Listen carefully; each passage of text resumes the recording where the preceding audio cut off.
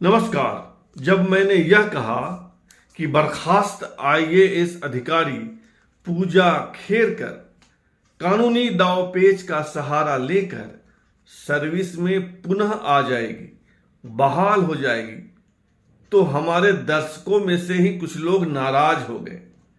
Comment करके कहा यह असंभव है, यह कैसे हो सकता है। तो सुनिए कैसे हो सकता है।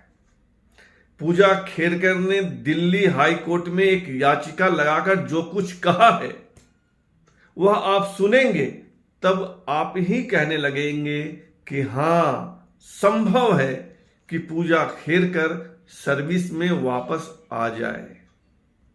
दिल्ली हाई कोर्ट में पूजा खेरकर ने एक याचिका लगाई है और उसने कहा है कि एक बार प्रोबेशनरी ऑफिसर के रूप में सिलेक्ट होने के बाद और अपॉइंटमेंट हो जाने के बाद यूपीएससी यानी यूनियन पब्लिक सर्विस कमीशन यानी संघ लोक सेवा आयोग के पास उम्मीदवारी को अयोग्य घोषित करने की शक्ति ही नहीं है। यानी यूपीएससी को उसकी औकात बताई पूजा खेरकर ने। कहा कि ए यूपीएससी, तुमने मुझे आईएएस की सेवा से बर्खास्त किया, लेकिन जान लो कि यह ताकत ही तुम्हारे पास नहीं है।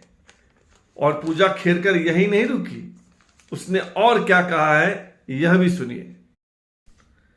पूजा खेरकर ने कहा है कि एक बार अपॉइंटमेंट लेटर मिल जाने के बाद उनके ऊपर कार्रवाई करने की ताकत यूपीएससी के पास नहीं है। यह ताकत अगर है तो डीओपीटी यानी department of personal and training यानी केंद्र सरकार के विभाग कार्मिक और प्रशिक्षण विभाग के पास ही है। कार्मिक और प्रशिक्षण विभाग ही कार्रवाई कर सकता है। यानी एक तरह से पूजा खेरकर ने अपनी बर्खास्तगी को गलत ठहरा दिया। उसने यह भी कहा है कि यूपीएससी को उन्होंने यानी पूजा खेरकर ने कोई गलत जानकारी नहीं दी है।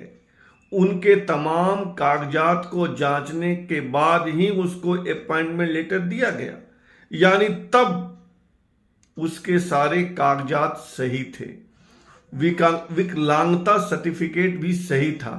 फिर अचानक गलत कैसे हो गया, यह पूजा खेरकर कह रही है। पूजा खेरकर 2023 बैच की आईएएस अधिकारी हैं, ट्रेनिंग पे थी, तभी उन पर आरोप लगा कि उन्होंने गलत जानकारी देकर फर्जी कागजातों के जरिए आईएएस की नौकरी पाई है। 31 जुलाई को उनको बर्खास्त कर दिया गया और एफआईआर भी दर्ज करवाई गई। बर्खास्तगी के खिलाफ वे हाईकोर्ट गई कि बर्खास्तगी को रोक दीजिए, लेकिन हाईकोर्ट ने उनको राहत नहीं दी और कैट में जाने को कहा। सीएटी कैट में भी वो गई हैं और एक याचिका और हाईकोर्ट में आज लगाई कि यूपीएससी के पास अधिकारी नहीं है।